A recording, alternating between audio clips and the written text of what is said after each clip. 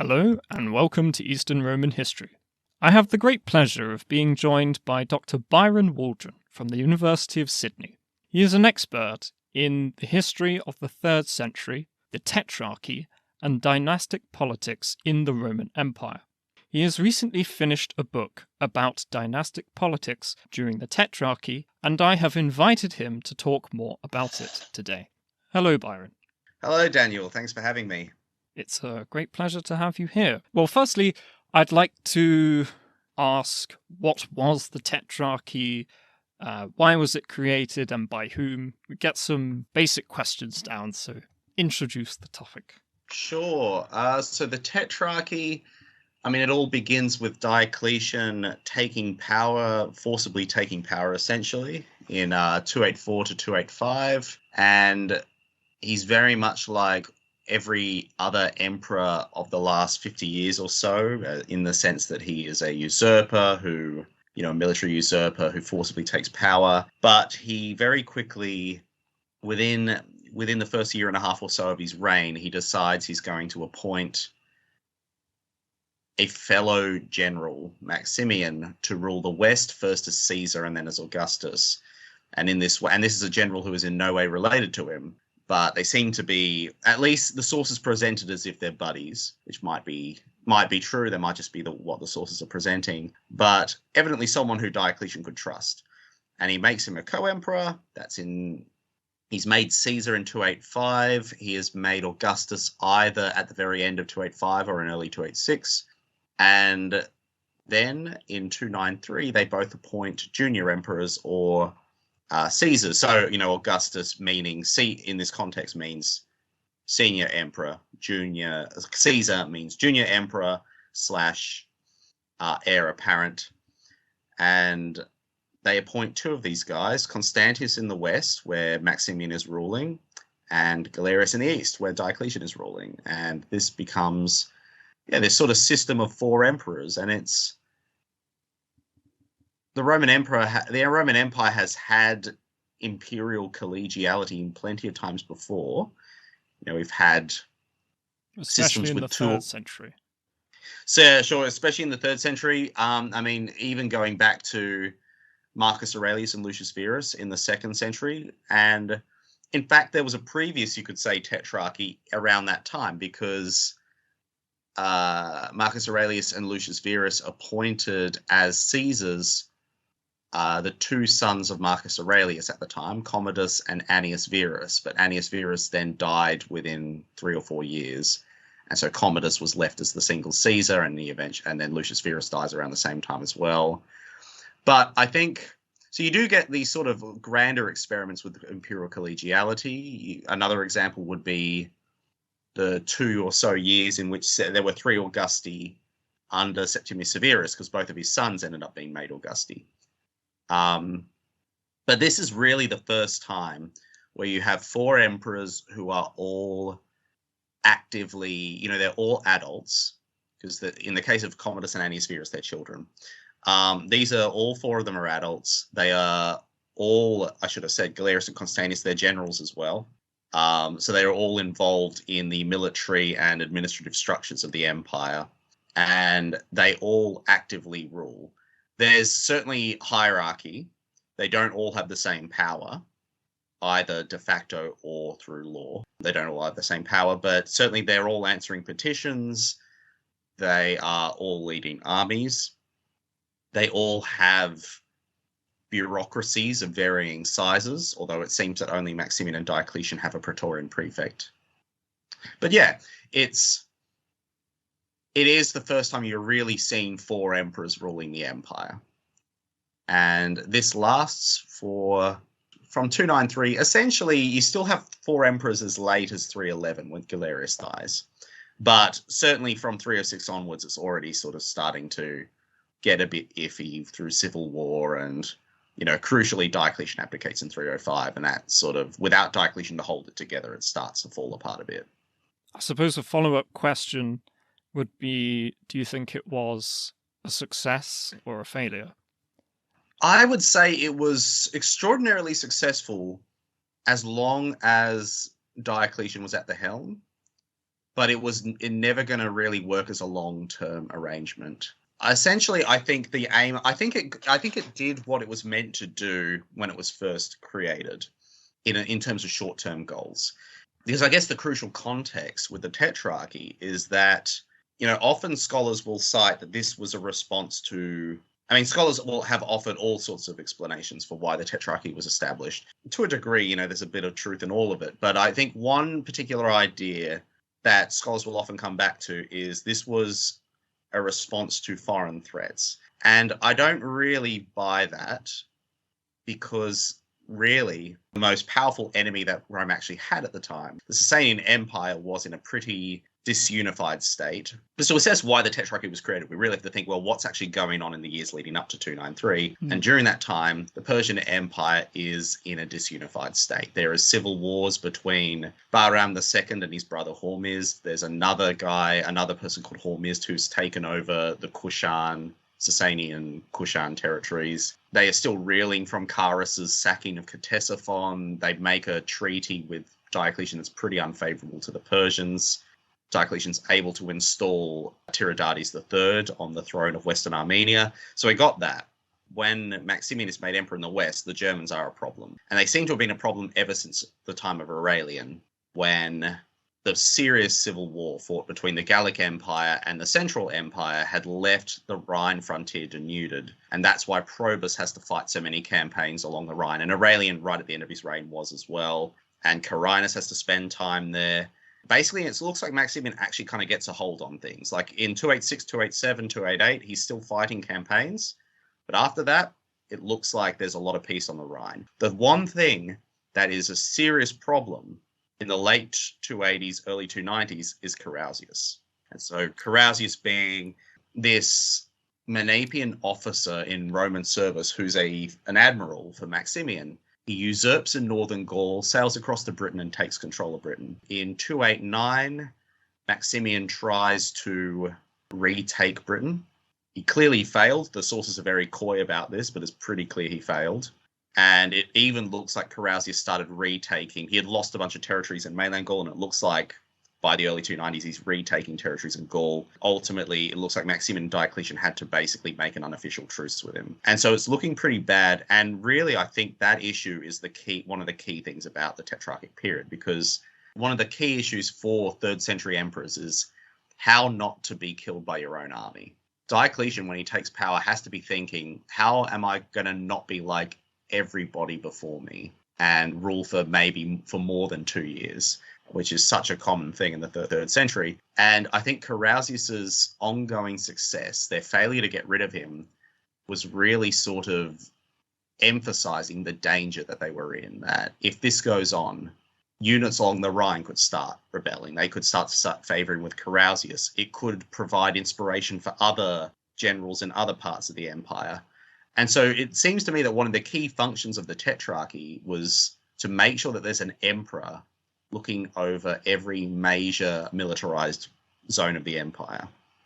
Right. That there would be an emperor in Mesopotamia and Syria, that there would be an emperor in the lower and middle Danube region, that there would be one in northern Italy around the Milan, Aquileia, that area, and that there would be one who A, has to get rid of Carausius, but then B, has to actually tend to the Rhine and Britain and make sure that this doesn't happen again. This all comes down to the importance of proximity, and we see this in the 4th century as well. Armies that don't have an emperor nearby start to get disloyal. This seems to be a consistent pattern. Mm-hmm. And so by having an emperor present, not only do I think it's a psychological boon for the soldiers, but it does mean there's more opportunities for promotion because of that proximity. There's more opportunities for going on campaign to gather plunder. From a simple safety perspective, you're being reinforced with the imperial field army if there's an emperor present. So I think that was one of the main ideas. And I think tying in with that just sort of sense of, well, how do we prevent usurpers? Also, the Tetrarchy clarified the succession. It made clear that these adult military men, Constantius and Galerius, were next in line to the throne, and that no one would need to have to worry that it's going to be some inexperienced kid. It's not going to be it's going to be very clear that, well, anyone who's going to contest the throne has to contest it against Galerius and Constantius. As far as we can tell, those are two guys you would not want to contest the throne against. There was a reason they were chosen. It looks like they were both very militarily formidable and experienced. A follow-up question I have. So we've talked a little bit about Carausius being a usurper, a separatist rebel, but he isn't a secessionist. He's not trying to secede from the Roman Empire. He's just being emperor in Britain.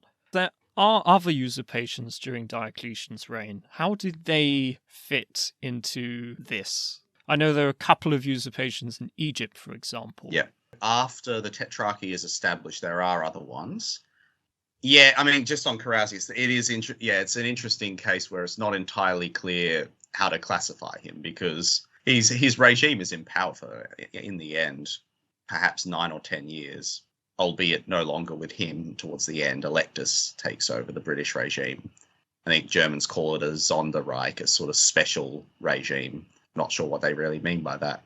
He wants to be accepted into the Imperial College by Diocletian and Maximian, and he even, there's those famous silver coins where you actually have the three of the emperors in a jugate presentation, with Diocletian in the middle, I think Carausius closest to the viewer, and Maximian at the back. Interestingly, Diocletian in the middle, that's sort of the position of honor. And it says Carausius et fratres sui, Carausius and his brothers, which is tying into the fact that Diocletian and Maximian presented themselves as brothers. Carausius wants to be accepted into that world, and certainly there's even evidence from some coins. Some coins suggest that Maximian and Carausius may have even, during the Uneasy Truce, may have conducted joint military operations against Germanic pirates, at least in the sense that Maximian may have reinforced Carausius's army against those pirates. So yeah, he's an interesting case. To me, he's sort of like a shadow tetrarch. He's not a legitimate tetrarch because he hasn't been elevated by Diocletian, but he is grudgingly recognized by the tetrarchs, partially because they have other things to do, partially because they just can't get rid of him, so incorporate them into their regime. Yeah, it seems like they're genuinely struggling against him. It's almost a bit like Antony, Octavian, and Sextus Pompey, where there's a brief period there where they have to begrudgingly accept Sextus Pompey because they have other things on their plate, and if they don't, he's going to keep causing problems for them, like blockading Italy. But it's a strange sort of triumvirate in that case, or triarchy in this case, where it's a strange situation, because just, he's literally only controlling Britain and Northern Gaul, but somehow he's sort of this third Augustus in the system. Well, not in the system, I guess that's the issue. On the later usurpers, there's a guy called Domitius Domitianus, who does usurp in Egypt. No, frustratingly little about him.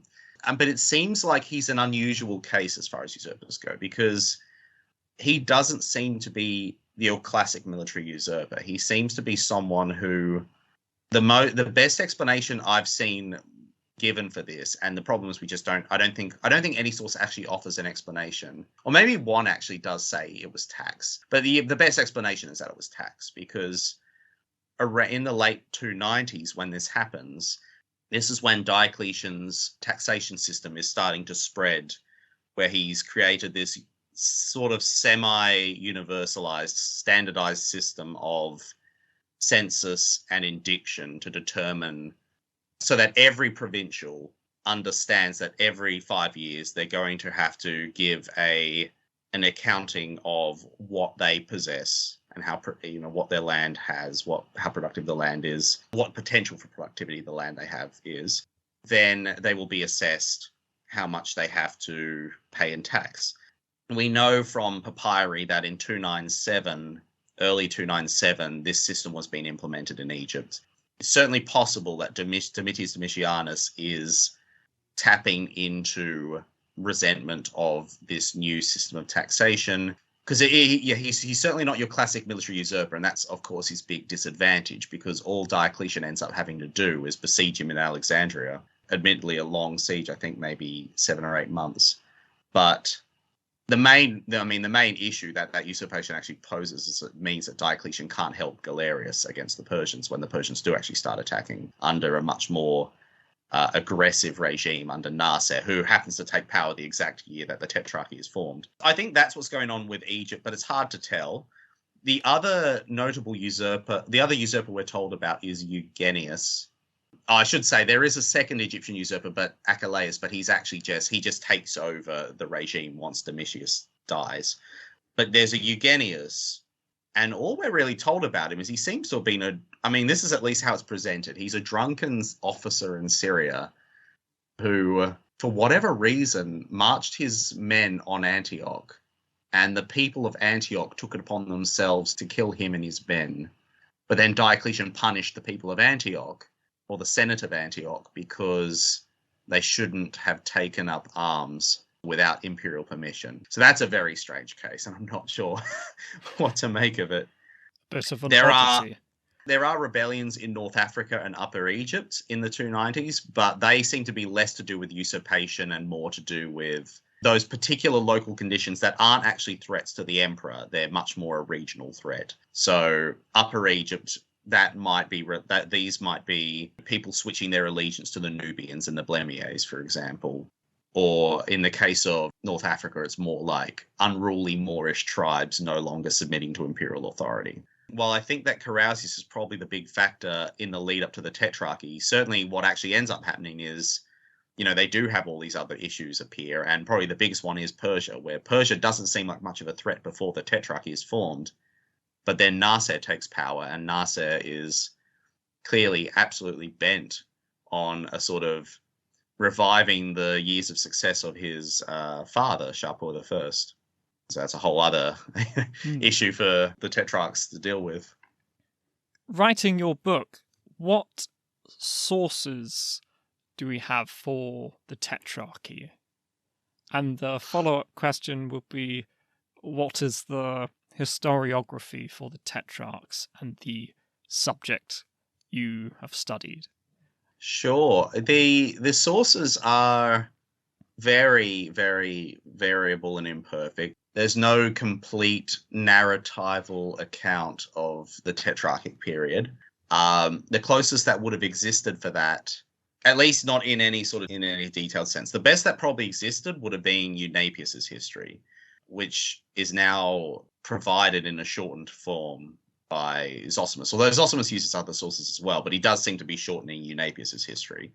Ammianus's history, unfortunately, the relevant books of that no longer exist, although there's been recent scholarship to suggest that Ammianus's books on that period were probably a bit lackluster anyway, that probably he wasn't very different in his treatment of the period than Aurelius Victor or Eutropius.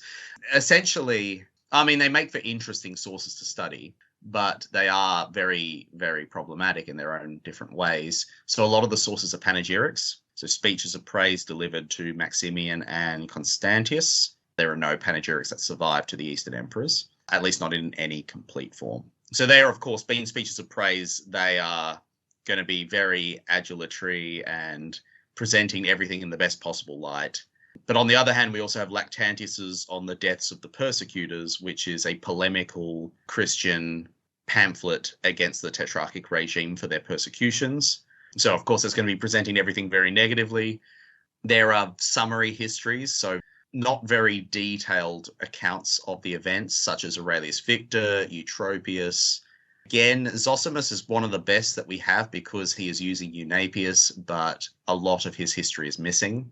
Most of his history of the Tetrarchic period is actually missing. So it's a difficult situation, but of course all this can be supplemented with coins, inscriptions, various other interesting source traditions, such as Armenian source traditions for anything relating to the Persian Wars, Talmudic traditions, Jewish traditions for kind of looking at how the Roman emperors were presented in Palestine and Syria, and papyri, archaeology. So a bunch of palaces have been discovered, for example, Diocletian's palace in Split or Galerius's in Romuliana in Serbia. There's a wide variety of sources, but they all have their problems. And laws as well. We do have a lot of their laws.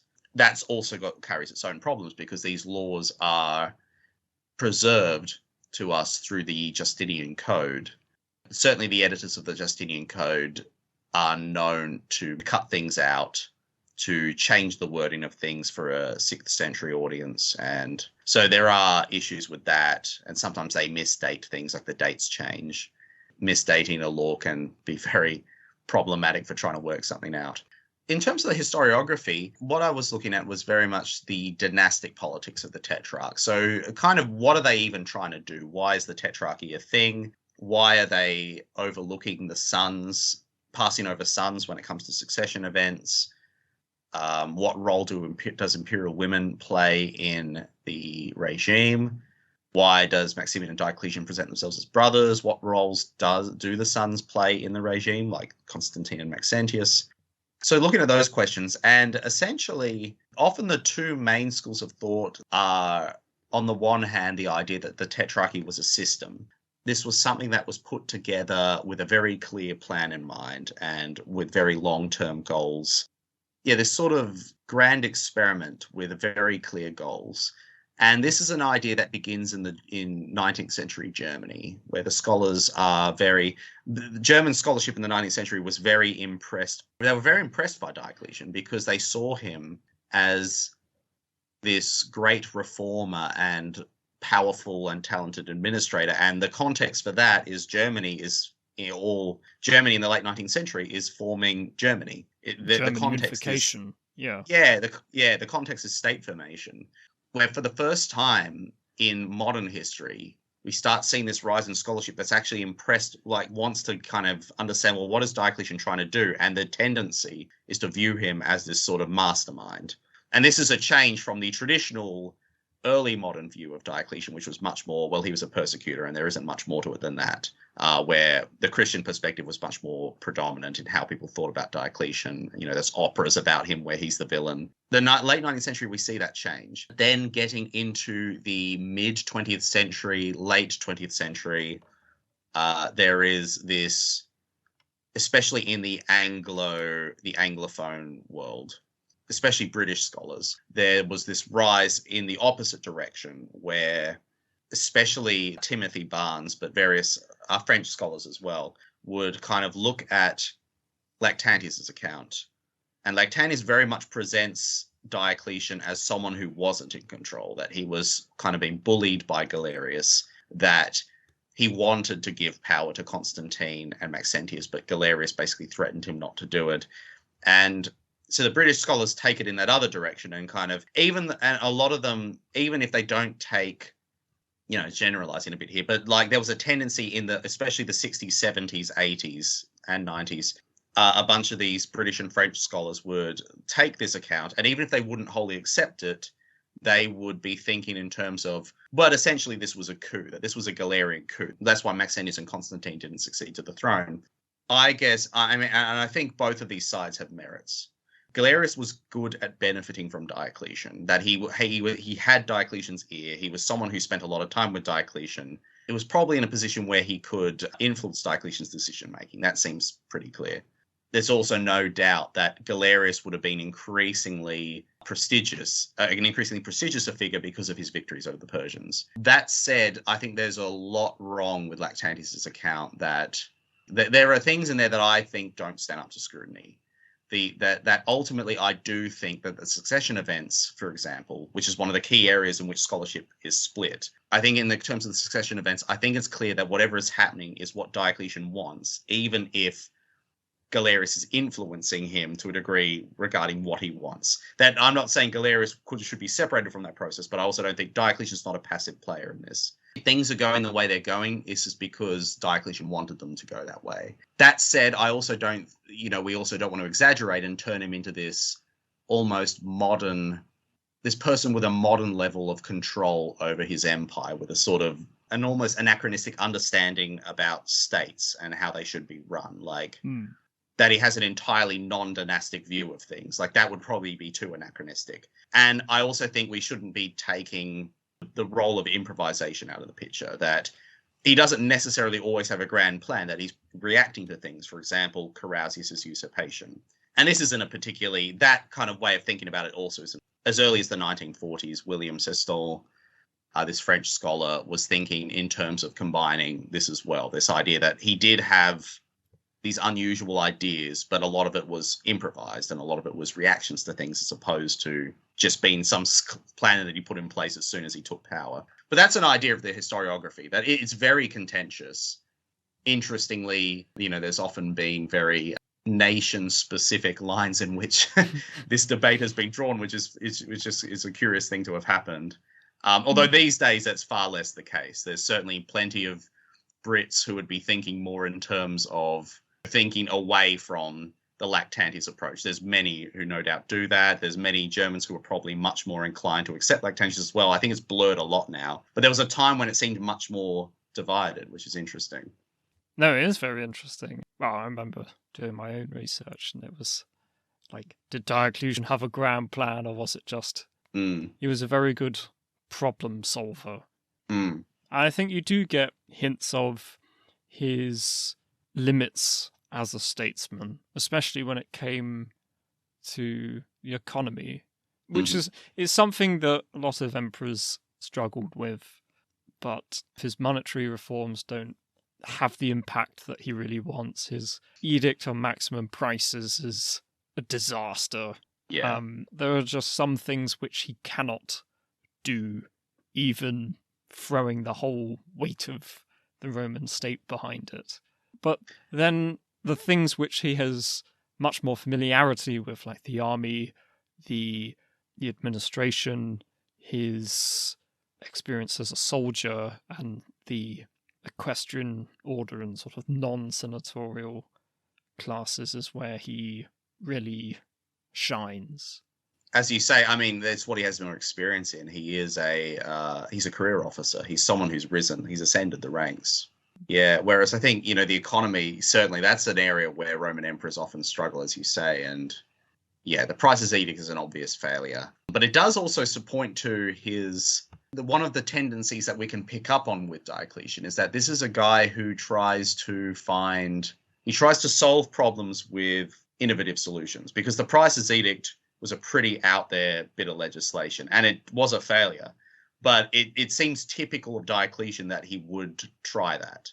Because he's also very interventionist as well. He's one of the most few emperors are so, I guess Augustus and Constantine and Justinian would be other examples of this, but very few emperors are so proactive and interventionist in their style of rule. Yes. Diocletian, he installed, there's an edict against the Manichaeans. There's all these edicts against the Christians. There's an edict against incest. All these taxation reforms. The coinage is standardized across the empire, iconographically speaking. And then there's the currency revaluation edict. All the provinces start being divided into smaller provinces. Like there's a lot going on. He seems to have a lot of projects going on all at the same time, and he consistently does. Not only is he very involved, but he's also doing things that are just quite innovative. Like, no emperor before him voluntarily abdicated, and we can debate. One can debate why he was abdicating, but the fact remains that the only emperor before him to abdicate was Tetrarchus, and that was because he was imminently going to be destroyed by Aurelian. Yes. And that does not seem to be Diocletian's position. Like, this is not someone who is in true danger of being overthrown. I mean, some people would say Galerius could have done it, but I don't buy that. I mean, there was literally it would have been 3-on-1. But and many of the soldiers in Galerius's army would have been veterans of Diocletian, because he had taken over Diocletian's Balkan forces. Yeah, I mean, abdication is a strange thing. The fact that Constantius is made the Caesar of Maximian when there is a son already in existence, Maxentius, is a strange thing. Even though he's a child, that is still basically unprecedented. The fact that when you have adult sons, you see sons being passed over. The fact that there are no one is ever called Augusta. There is no imperial woman called Augusta, which is basically the Roman equivalent of empress, over a 20-year period, and you don't see that happen. That's such a long period of time to not have an empress, and it doesn't happen. An empress doesn't reappear on the scene until Galerius makes his wife / Diocletian's daughter, Galeria Valeria, empress in basically the start of 308. And yet, since Livia, the wife of Augustus, this has been a consistent thing. The emperors who never create an empress are people who haven't been in power for more than 5 years. This is a particularly long period not to have an empress. So just things like that, where it's like, one can debate why all these things are happening, but the fact is this guy's doing a lot that's very different. I mean, even the legal codes, the Hermogenean Code and the Gregorian Code, they're the first, I'm pretty sure they're the first legal codices that have been produced under an emperor's patronage. They're basically the precursors to the Theodosian Code and the Justinian Code. Yeah. You sort of alluding to a couple of questions I have. I'm aware that in your book you talk about the role, or perhaps lack of a role, for empresses and women of the Tetrarchy. I wondered if you could expand upon that. And my follow-up question would be, could you call the Tetrarchy a dynasty? Okay, so yeah, imperial women. They're certainly important in the sense that they are the marital links between various members of the Tetrarchic regime. So Constantius marries Maximian's stepdaughter Theodora. Galerius marries Diocletian's daughter Valeria. Maxentius marries Galerius's daughter Valeria Maximilla's, which is an interesting case of Maxentius actually being given a dynastically significant marriage, which is something that Constantine doesn't get until he's emperor. So it's interesting, Maxentius kind of getting favorable treatment there. So there's that. There's certainly these marital links. There are little hints that they were playing genuine, that they were politically involved. And I suppose that's to be expected, because even if they're not empresses, they do have proximity to the emperor and the imperial courts, and they can use that to their advantage. I mean, that's one of the most potent things about an empress, and why suddenly they become a powerful thing in the Roman Empire, is for the first time, women are proximate to the most powerful man in the empire in a way that they have a degree of proximity that, your average senator couldn't have, whether it's conversations in the bedroom or whatever. And so that's why, and so then people will go to the empress and seek their support for different measures and seek their patronage, because then they have the emperor's ear. And we do get hints of that in the Tetrarchic period, because, for example, Prisca and Galeria Valeria are described as being Christian sympathizers, at least. And that might be some kind of Christian propaganda, but it may reflect reality. I mean, certainly Christianity was getting more popular, and there's certainly a tendency for imperial women in elite circles to be exposed to Christianity and to show interest in it. We see that with Zenobia, Julia Domna, Julia Mamaea, Ottocilia Severa, who was Philip's wife. Whereas on the other hand, we have Romula, Galerius's mother, who is explicitly described by Lactantius as being very anti-Christian and pushes Galerius down that path, who then pushes Diocletian down that path. So we may be getting hints of the imperial women playing a role in those kinds of debates, that Romula and Galerius managing to persuade Diocletian down a path that Prisca and Valeria might be against. Another example where they do seem to have a certain amount of power influence would be in nomenclature, because Maximian's wife was Eutropia, and she appears to have been the former wife of the Praetorian prefect Hannibalianus. And as it happens, the name Hannibalianus starts reappearing in Constantius's family. There's a Hannibalianus. One of Constantine's relatives. Yeah, there's a one of Constantine's half-brothers is called Hannibalianus, and one of his nephews is called Hannibalianus. And that might be that Eutropia element, that Eutropia has sort of brought her ex-husband's name into the family, which is a strange thing to consider, but that might be what's going on. So they do seem to have some power, but they're not given the title of Augusta. They're given an alternative title, Nobilissima Femina, most noble woman. And this is the first time this title is attested. It seems to be a Tetrarchic creation that then gets reused in later decades, later, as late as the early 5th century, maybe longer than that, I'm not sure. Theodosian women use it, Constantinian women use it. And it's sort of they're not an Augusta, but they are still an imperial woman. And so this is the title they're going to get, most noble woman. This seems to begin with the Tetrarchs. And it sort of almost makes them an equivalent to the Caesars, because the typical adjective that would be applied to Caesars in this period would be nobilissimus, most noble. So nobilissimus Caesar, nobilissima femina. I know on coins, sort of, Caesars are called, say, Constantius nobilissimus, and that's stamped in all of their junior emperor coins. Yeah, exactly. So it's almost like a lesser title to Augusta, but still prestigious in its own way. Like they're creating some kind of substitute for them, a substitute title. But I think ultimately, I don't think Diocletian wanted them to be Augusta, because once he makes them Augusta, that's bringing out the biological that's creating a situation where the biological family has more of a say to power.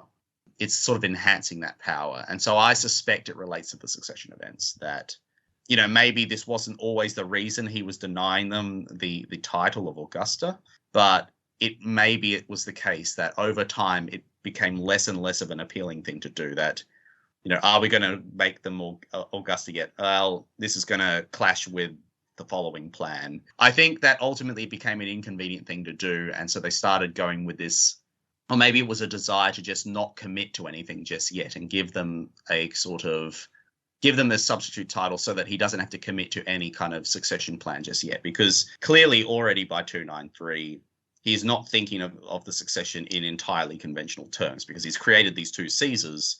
One of them isn't Maxentius, a biological son of Maximian. So something's changing. And I think the women, if you make Eutropia Augusta, then that's an extra claim to legitimacy that Maxentius can claim. The same thing happens if you make Theodora or Galeria Valeria Augusta. They've all got children, and those children could have a claim, like Candidianus or the half-brothers of Constantine. Candidianus being Galerius' son. So, actually, though, Candidianus wasn't the son of Galeria Valeria, but she did adopt him. But yeah, he's a different case. And I guess once you start denying the title Augusta to one empress, you sort of have to do it to all of them. Otherwise, it creates this sort of asymmetry that seems very un-tetrarchic, because they do like this very symmetrical performance of power. And that may be a part of it as well. It was probably inconvenient early on to start, though I suppose they could have just made two empresses, just have both of them have their wives Augusta, but he never does it. And so that suggests to me that maybe it relates to the succession events. Certainly when the Tetrarchy starts to decline and collapse, then the women start to take on a particularly potent role as means of upping one's legitimacy against rival emperors. I mean, Galerius particularly turns Galeria Valeria into this very prestigious empress. There's he names a province after her, a province in Pannonia. There are coins all across the Eastern Empire. Every mint is producing coins in honor of Galeria Valeria. There are statues and inscriptions attested all over the place. Suddenly, Galeria Valeria becomes important. Perhaps tellingly, when Constantine marries Maximian's daughter Fausta in 307, the mint at Trier produces a coin depicting Fausta, albeit as nobilissima femina. But it's the first time that a woman has appeared on a coin since Magnia Urbica, Carinus' wife. Clearly something changes, and very tellingly, Galeria Valeria, when Galerius dies, everyone seems to want to marry Galeria Valeria. Licinius tries to do it, Maximinus tries to do it, she refuses both of them, and she ends up going into exile in the Syrian desert. It seems that not only, she's the daughter of Diocletian, she's the wife of the widow of Galerius, and not only that, but she's just been heavily put out there in imperial media. She's a prestigious figure, way more prestigious than Maximinus's wife could be, or Licinius's wife, where we don't know either of their names. Interestingly, she ends up being executed in Thessalonica because she is recognized. And you almost wonder, is that just Lactantius kind of making things up, or is that actually, in terms of the fact that she's recognized, or was she actually quite recognizable by then because of how much, in the relatively small city of Thessalonica, so not a very big city, but also Galerius's main city towards the end of his life, was she very much out there in the public by then? Was she, being seen at the games? and so forth. And so is she someone who actually would be kind of recognizable? It's just an interesting thought, but it just shows how important it suggests that Galeria Valeria was very, very important towards the end of this period once the Tetrarchy was collapsing. But to the degree that the Tetrarchy can be spoken of as a dynasty, I mean, I think I would think of it in those terms, just because we are in danger of it being anachronistic if we treat it as something wholly meritocratic. And certainly it is bound and presented, that they are all bound together and presented in dynastic terms. Adoption does seem to have been employed. Some scholars doubt that. Some think it was more a fictional adoption. Even if it's a fictional adoption and not a legal adoption, that's still significant for the dynastic present. That it still shows that there's a dynastic presentation going on. Although I do think it's legal. I think that the panegyric in 307 to Constantine has this great passage where he seems to distinguish quite clearly between Constantine being the son-in-law of Maximian, the grandson by right of Constantius's adoption to Maximian, and the son by right of majesty, the order of majesty to Maximian. And the order of majesty would be the more metaphorical kind of filiation that is distinct from legal adoption, that some people propose all of that. Some scholars propose that all of this was that metaphorical filiation, but that orator at least is drawing a clear distinction between the metaphorical filiation and adoption. And also, I'm not sure why they wouldn't just adopt the Caesars, really. That the emperors could have done that. And, there's some legalistic arguments put forward why they might not have, but ultimately I don't think they're particularly strong arguments. And I think, especially when Maxentius already exists, you don't want Constantius to be having an inferior dynastic claim, legally speaking, to Maximian's inheritance than Maxentius. It seems counterproductive to not legally adopt him. So I would say that they're being adopted. There are also the marriage alliances that I mentioned. Diocletian and Maximian present themselves brothers, which is its own kind of interesting thing. It's a presentation of kinship. I think it's not a purely dynastic thing. I think there's something military about it, that this is almost a military brotherhood. It is another form of kinship that's sort of creating this broader picture that these guys, it's a family, but it's an all-male family. And the women are there, but they're subordinated roles. They're still important. It's perhaps a bit of an artificial dynasty, but I do think, there are some clear actual connections there, like marriage and, I would argue, adoption. It's a very interesting period. I know it gets compared sometimes to the adopting successors and so forth, because they're either haven't had any children or... Yeah, it is often compared to, the Antonine dynasty, this idea of an adoptive dynasty, certainly. How did the Tetrarchy fare after Diocletian and Maximian abdicate? What were the challenges that Constantius and Galerius face? The 305 to 311 periods. What principles of the Tetrarchy made it into the Second Tetrarchy? Certainly Diocletian was kind of the linchpin, because he had appointed Maximian in the first place. He clearly trusted Maximian. Maximian was clearly pretty trustworthy. I mean, he abdicated, until he wasn't, but he abdicated alongside Diocletian in 305, which suggests an unusual level of, well, Diocletian's told me to do this, I guess I'll do this. It's sort of a strange thing. Now, admittedly, Maximian then does return to power without Diocletian's permission, but I'd say, that's sort of a countervailing, that's because of a countervailing pressure, which is that his own son, Maxentius then usurps power in Rome and asks Maximian for Maximian's help. You could so say sort that of like he wasn't intending to proclaim himself emperor when he abdicated in 305. Yeah, exactly. He seems loyal in 305, if reluctant. He's a reluctant abdicator, it seems, and the sources do say he was a reluctant abdicator. He doesn't return to power until he's been given that reason by his son, at which point he ends up treating his son pretty badly, trying to overthrow him. But so, Maximian's very much, he's in a position of power because of Diocletian. And the same is undoubtedly true of Galerius. Constantius is a bit of a more difficult case because he is in the lead up to the Tetrarchy, he is at Maximian's court, and he is serving as a general for Maximian. Although there are hints that before that he was serving Diocletian against the Sarmatians, possibly. There's a Byzantine source that claims he fought the Sarmatians for Diocletian, and he was the governor of Dalmatia during Diocletian's war with Carausius. So he does have a connection to Diocletian, and possibly he had proven himself to Diocletian by a timely switch in loyalty during the war with Carausius, because notably he actually names his eldest son to Theodora Dalmatius, seemingly naming him after the province that he was the governor of during that civil war, which seems telling. Constantius is clearly a bit more separate from Diocletian by 305. I mean, he doesn't really commit to the persecution edicts, for example. And clearly, Diocletian would prefer to give more of the de facto power to Galerius than he would to Constantius. Constantine serves as a hostage, whereas that's never... Which, again, I think suggests that, whereas Maxentius doesn't seem to have ever been treated in that way, which again suggests that Constantius is he's physically distant from Diocletian, and perhaps in general just not as close to Diocletian.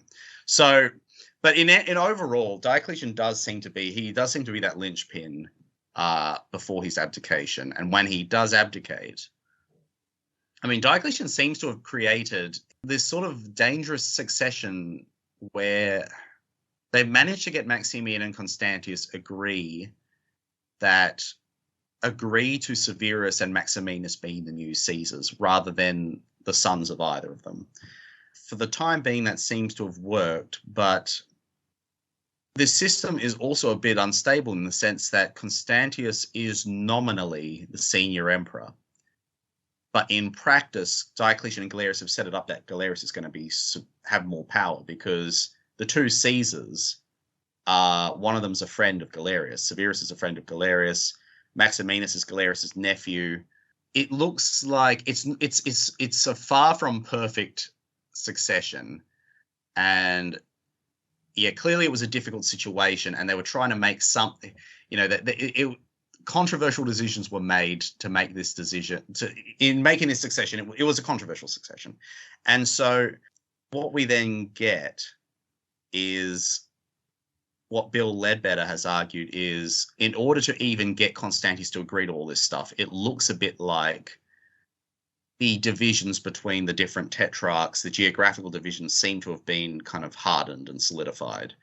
We get to a point where Caesars can now issue edicts, where the junior Augustus can issue edicts as well. Whereas before, Diocletian seems to have done most of the edict making.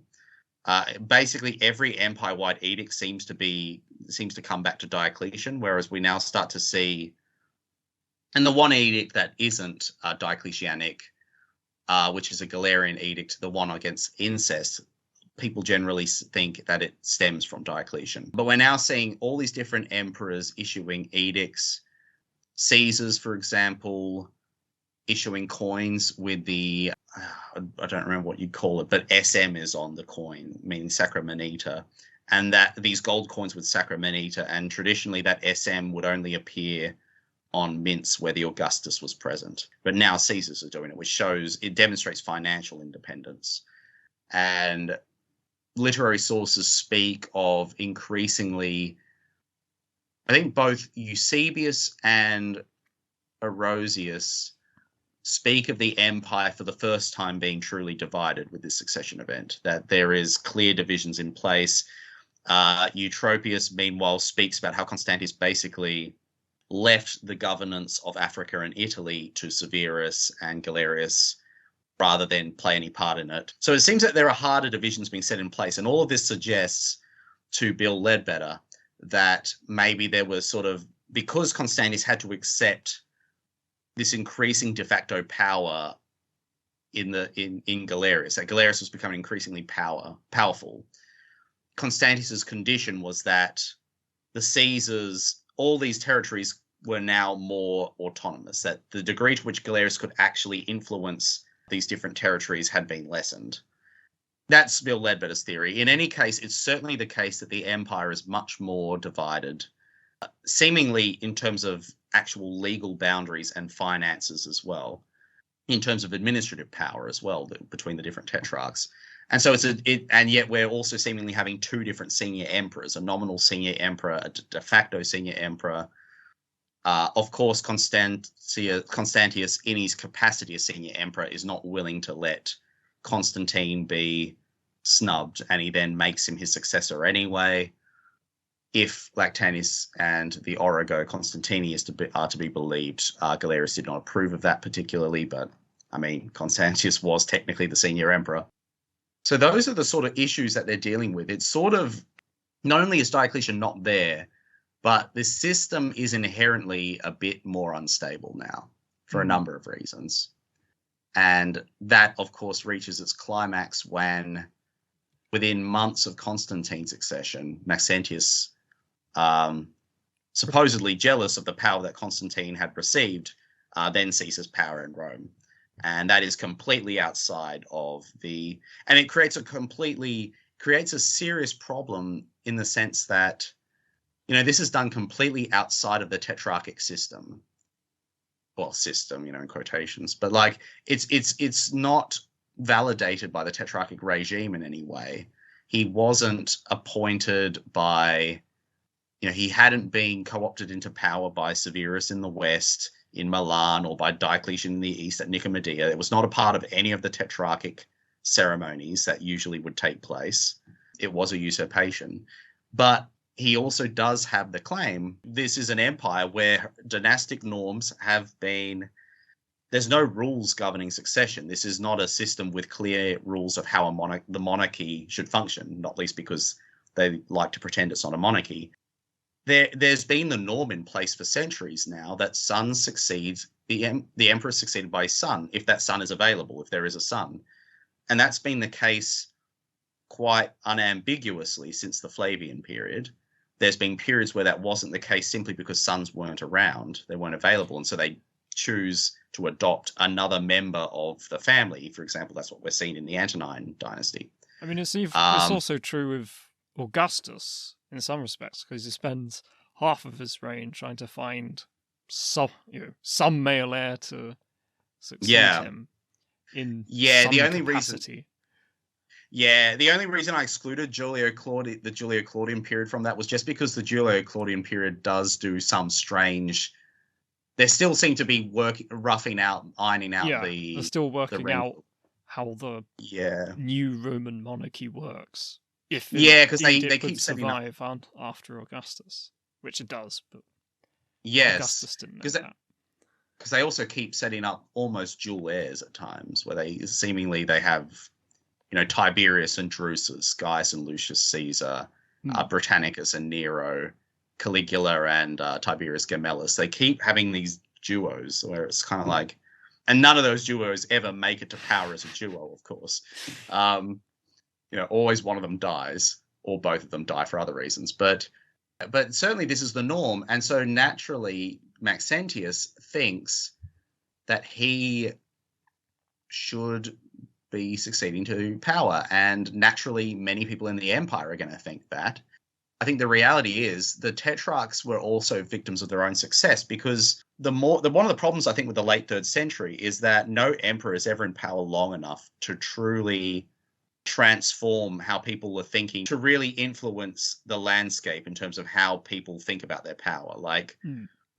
It's always very transactional.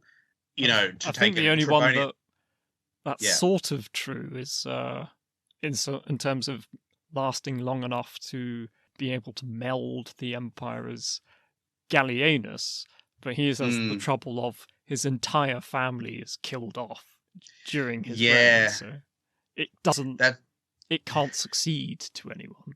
Exactly. Oh no, it's just sort of because there are a lot of changes that happen during Gallienus's reign in terms of imperial presentation, cultural patronage, but it isn't inherited by a successor.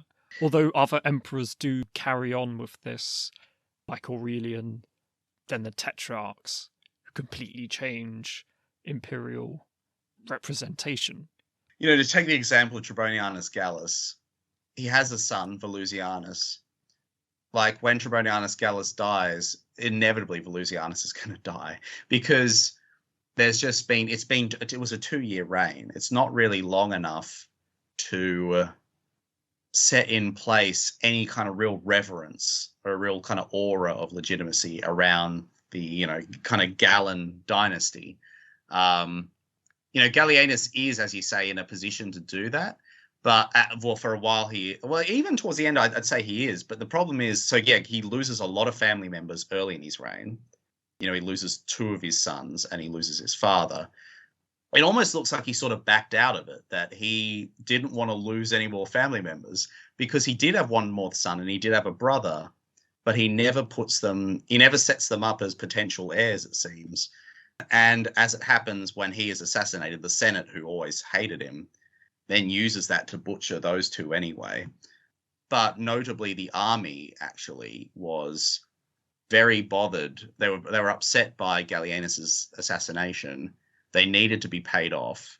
They needed to be quelled by Claudius and the general Marcianus, who was an ally of Claudius, Claudius Gothicus. Claudius actually had to send a letter to the Senate in Rome basically telling them, you have to stop the purge because you are upsetting the army. And that suggests that actually Gallienus's dynasty, if he had made his son Caesar, or made his brother Caesar, or made both of them Caesar, or maybe even, make his brother Augustus, co-Augustus alongside himself, there's a good chance he would have had the military loyalty. He may have actually created the first stable dynasty since the Severans, but he didn't really commit to it, maybe because he was so shook by what happened to his 2 previous sons and his father, and didn't want to put any more family members in the firing line.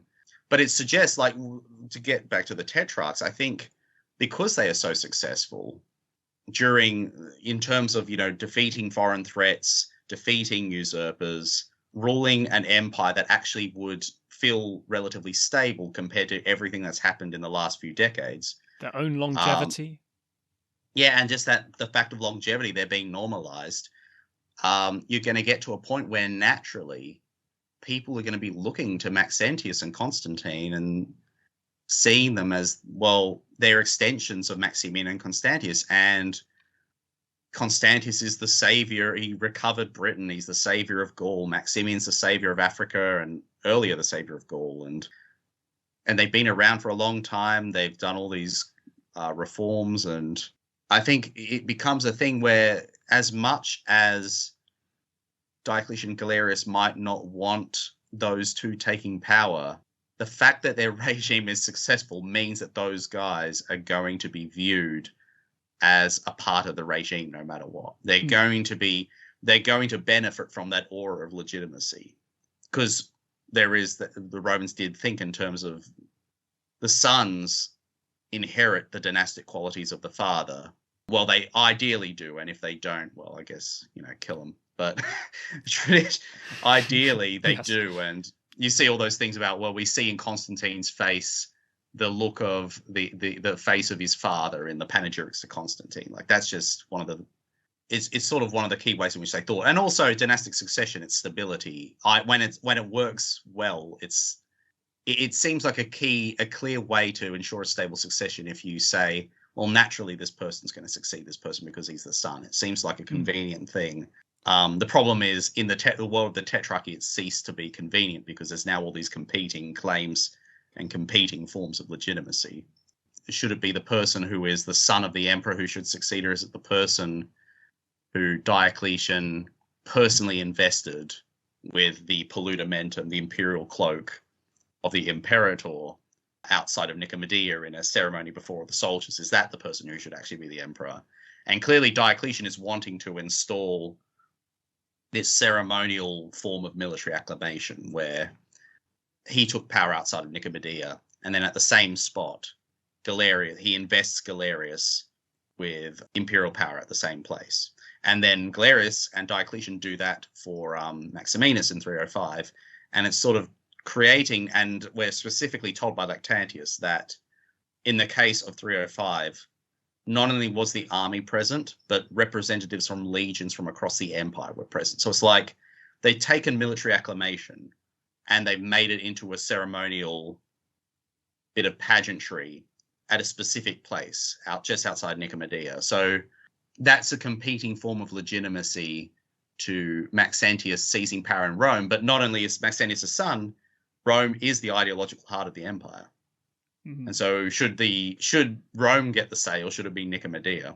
So those are some of the issues that they face, is that by creating new forms of legitimacy, they've sort of inadvertently, while strengthening their regime in the short term, they've inadvertently created these tensions between different forms of legitimacy, because as long as those sons are still alive, they're going to be able to challenge any non-filial heir.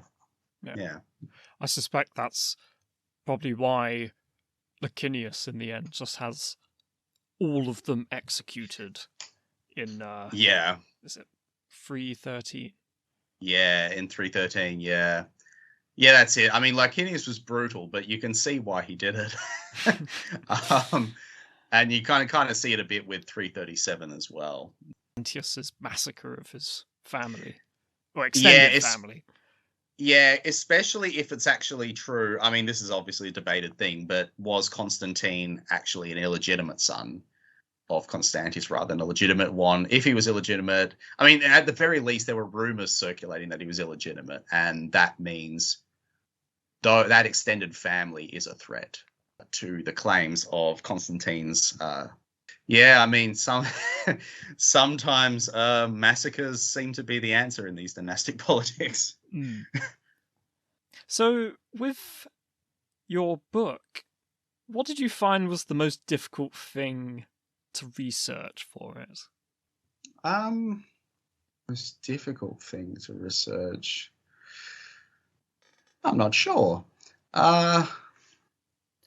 Or to put it a different way, what did you find was the most surprising aspect of your research? Particularly, well, I think one of the things that I found particularly striking is the degree to which, when you really look at brotherhood, the metaphor of brotherhood in the context of Roman military society, it's fascinating how much it does actually sync up with what Maximian and Diocletian are doing. You know, Maximian and Diocletian could have adopted Maximian. He could have had Maximian marry his daughter, for example. And Maximian, I mean, he's probably it's unclear how old Diocletian is. It's a debatable thing. But, you know, Maximian's probably about 8 years younger, which is obviously, you know, that isn't a big gap in age, but there are other examples of that in Roman history, and emperors could get away with those kinds of things because of the principle princeps legibus solutus est. The princeps is free from the laws, is the principle, if there is a good reason for it. And so Diocletian could have adopted Maximian.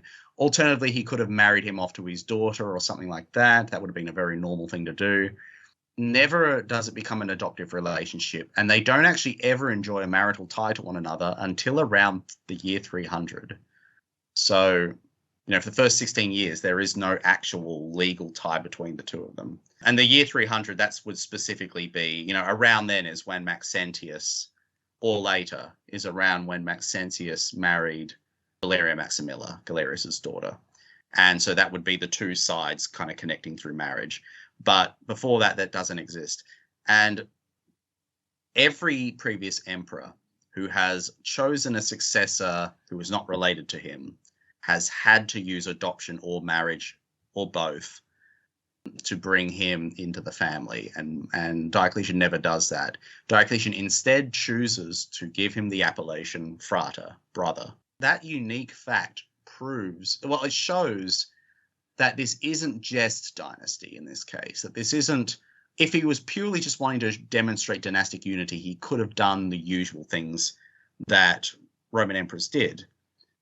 And an emperor can't adopt, a Roman can't adopt another Roman as his brother. That's not legally possible. It is completely outside. Unlike, you know, making little twists and manipulations to the age at which you can adopt someone. Adopting someone as brother is completely un-Roman. In fact, one of the laws we have against it is done by none other than Diocletian and Maximian in 285, around the time that this happens. So clearly this isn't an adoption. He hasn't adopted him as his brother. He's simply calling him brother. And so it's like, well, why would he do this when the Romans are not going to be looking at this in terms of like, well, they're legally brothers now?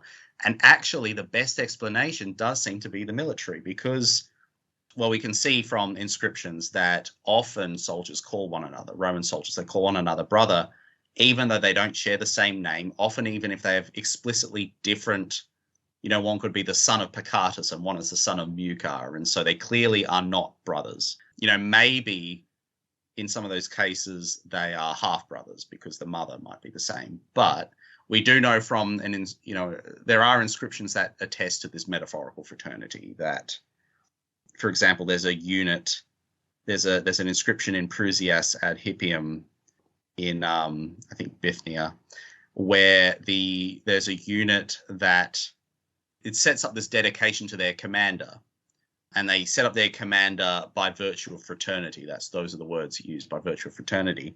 And so that shows that there is this metaphorical fraternity in military society, and it seems that it's this kind of idea of, just as brothers protect their family and their home, military brothers protect their unit and the state, the kind of the civic domus. And we even see that this is not just a metaphor, actually. There is a little bit of legality to it, because actually a soldier could institute another soldier as heir if they listed them in their will as frater, as brother. And there are actually a lot of inscriptions where people are listed, military inscriptions, where people are listed as frater et heres, or heres et frater, heir and brother. It looks like that's how important it was to name someone brother in the army. It's not only you're saying, well, yeah, we're brothers we're sort of comrades, we're brothers in arms, but it could even take on a legal dimension, that this person is their heir because they are their brother in a camp sense, in a military metaphorical sense. There's also laws about how, I think Gordian III has this ruling on a soldier where the other soldier gets to keep this dead soldier's property and not hand it over to his father, even though he's still under his father's legal power. He's the patria potestas. He gets to hold onto that property and keep it as part of his uniquely military property, his camp property, which is called castrensa peculium. He's able to hold onto it as part of that because his affection to this other soldier was distinctly because of their military service, and their military service made them all the more dear to one another as brothers. This is the wording used in the law. Military service has made them all the more dear to one another as brothers, and therefore he should keep the other guy's property as part of his uniquely military property and not hand it over to his father. Yeah, so it's sort of just fascinating the degree to which we can see this really potent image of military brotherhood, and it really does make sense for why then Diocletian and Maximian would do this. That, again, they don't want to be the next in a long line of emperors who are either assassinated by their officers or killed in a military rebellion.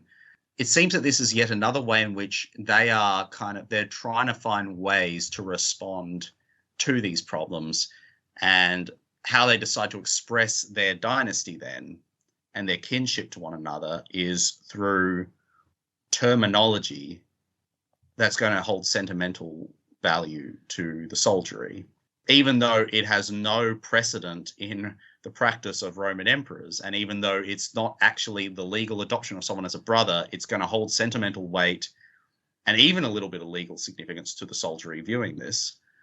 Maybe they even were brothers. Like they're certainly presented. It might just be propaganda, but the propaganda itself, if it's propaganda, the propaganda is still significant. But they may have genuinely been brothers in arms who had served together, for example, in Carus's war against the Persians, because clearly Diocletian was a part of that campaign, and we can probably assume Maximian was as well.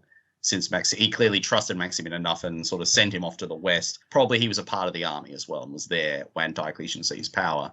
And various sources claim that they were friends before taking power, including Aurelius Victor. There's a Byzantine tradition that claims this. Panegyric of 307 claims it. The panegyric delivered to Maximian and Constantine claims that. The Historia Augusta claims it as well. Obviously, I mean, the Historia Augusta is a dodgy source, but it is interesting that it taps into that idea as well. So I thought that was an interesting thing to kind of, just realizing the degree to which this brotherhood of Diocletian and Maximian may well have been tailored for the military. It was certainly around from pretty early on, because there's even a Jewish source that speaks of the fact that it refers to an inscription in Tyre in which Diocletian dedicates a marketplace to his brother Heraclius. Heraclius would be Herculius, which would be the nickname of Maximian. It's clearly got to be Maximian because Diocletian's the dedicator. Any such inscription in Tyre would best be dated to 286, so very early in their reign, because that's when we know Diocletian was around there and was spending quite a lot of time around there. So we know that from pretty early on, they were presenting themselves as brothers. Why did Diocletian and Maximian adopt the names Jovius and Herculius? And also, why didn't Constantius and Galerius do the same thing? Or am I getting that bit mistaken? They do seem to have inherited those signa, Jovius and Herculius. And I think Licinius also actually has Jovius in I think one of his coins. Oh no, Maximinus does actually. It's Maximinus. Yeah, I think the reason is, well, I see that's another topic that's debated a lot. But there's a forthcoming article by Anne Hunnell Chen. Again, very much places it in the context of Carausius, actually. When you look at the coins that depict, because there are a lot of coins that depict Maximian with the lion skin headdress of Hercules. By contrast, there are very, very, very, very few coins that depict Diocletian with any kind of Jovian Jupiter features. And the few that do are from the West. These visual allusions to Jupiter and especially to Hercules, they stem from the Western Empire, and a lot of them originate from before the Tetrarchy, from the Diarchic period, when it's just Maximian and Diocletian. And so, considering that geographical disparity, Anne Hunnell Chen suggests that it was very possibly a reaction to Carausius, that they needed some kind of that. This was, again, some kind of reaction to, like, giving themselves that extra layer of divine legitimacy, in some way sort of hoping to protect themselves from Carausius's usurpation. And I guess Gaul would also make a lot of sense. Gaul in the 280s would make a lot of sense for that, because also Postumus, in the 260s, the Gallic emperor, he very much associated himself with Heracles and was depicted with Heraclean features on coins. And so perhaps, and Postumus was clearly pretty popular in Gaul. And so perhaps this is Maximian's way of tapping into a god that the Gauls are going to be exploiting a god that the Gauls are going to be particularly have a good sort of sentimental attachment to, while also kind of boosting their divine prestige. Because it's certainly, it is fairly, I think it is unprecedented that there's no emperor before them who takes on this divine patronymic as a means of boosting their divine legitimacy. Although it's also clearly building upon a trend that we're seeing in the 3rd century, where, for example, Aurelian, there's an anecdote about how Aurelian, the soldiers were rioting, and he told them that they have no right to pass judgment on his reign. Only the gods can do that. And we also see with both Gallienus and Aurelian, the diadem, they're already being depicted with, there's already references to the fact that they wore diadems, which would be a kind of new, more absolutist would point to a more absolutist form of monarchy. There's also references to both of those emperors wearing lots of jewels and things like that, which is also claimed about Diocletian. Diocletian himself introduced adoratio, the adoration ceremony, which was this again, very quasi-divine, absolutist ceremonial. With all the military rebellions, there does seem to be a trend going on at the same time, a corollary trend where the emperors are increasingly depicting themselves as absolute rulers with a lot of divine backing. Gallienus's coins are just littered with references to gods being his companions, with Poseidon as his companion and Apollo as his companion. Obviously, Aurelian linked himself very closely to Sol Invictus. Probus did the same thing. Perhaps tellingly for, again, the military importance of this is the fact that there were military units called the Herculiani and the Joviani, these elite military units. And the fact that actually Herculius and Jovius as terms, as names, the most times we actually see them explicitly appear outside of the literary sources is, interestingly, in medallions, which would be the sort of things that the emperors would be gifting to high-level, admittedly administrators, but also high-ranking officers. And so perhaps, I mean, that's admittedly something you could interpret either way, really, but perhaps that's, again, them trying to find a way to win over the people in charge of the armies, the various centurions and prefects and so forth. The possible original context may be Carausius again. That said, interestingly, the Joviani are actually depicted on the Arch of Galerius in Thessalonica, depicting Galerius's victory over the Persians. And there are various other references to Jupiter and Hercules that appear to be distinctly of that kind of Jovius Herculeus. They're along the lines of those names. Like I think actually the names are explicitly referenced somewhere on that arch. I might be mistaken about that. This is again Anne Hunnell Chen's article, but she actually does note also there are inscriptions in the Palace of Thessalonica, which are the only inscriptions in all of the Tetrarchic period before Diocletian's abdication. I think even after Diocletian's abdication, the only inscriptions where they are explicitly called Jovius and Herculius. It usually doesn't appear on inscriptions. The fact that suddenly Herculius and Jovius as names seem to be finding new importance at the Arch of Galerius in Thessalonica in the context of victory over the Persians, and Hunnell Chen suggests that might actually be, it's now taking on a new significance because of rivalry with the Persians.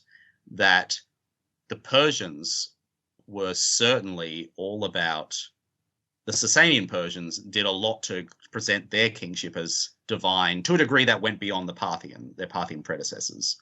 And there are formulations in their inscriptions that are not dissimilar to Herculius and Jovius in the sense that they also used divine patronymics. So maybe by then it's taken on a new meaning as a response to the Persians. My last question would be, do you think there's anything I haven't asked you about which you would like to go into more detail on? No. I covered, we've managed to cover a lot of it. Yeah. It's certainly been very interesting. And maybe my last question will be, what drew you to write your book about the Tetrarchy? Funny story. I thought I was going to be I applied to do a PhD on the Hellenistic West, so 3rd century BC. I sat down for my first meeting with my supervisor, Richard Miles, and he told me, I'm thinking the Tetrarchy for you. So it's a bit left field. Yeah. So actually that's, just jumping ahead more than 500 years.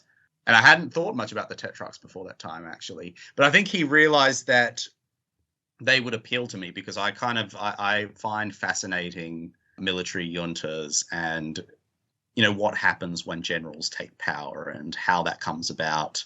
And so I was very interested in the Diadochoi and the Barcids as well of Carthage because they're very similar. And, there are different examples of that process. But obviously, the ideal period for studying that topic is actually the 3rd century AD.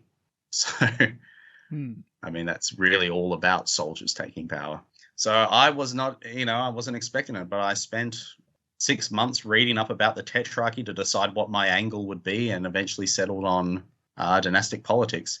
Although I didn't really even have a clear question of what I was actually answering until probably a year into the PhD. It was just a long process of trying to find what were the things that A, interested me, and B, there was room for more research. Oh, excellent. And here you are, publishing. Yeah. So it all worked out for the best. Yeah, definitely. Oh, thank you very much, Dr. Waldron, for coming on and talking to us about the Tetrarchy. I've certainly found it very interesting because Diocletian and his fellow tetrarchs are also a subject of interest of myself. I feel like we've covered a lot of ground. Thank you very much. Definitely. Thanks for having me. And I'd like to thank everyone for watching, and this has been Eastern Roman History.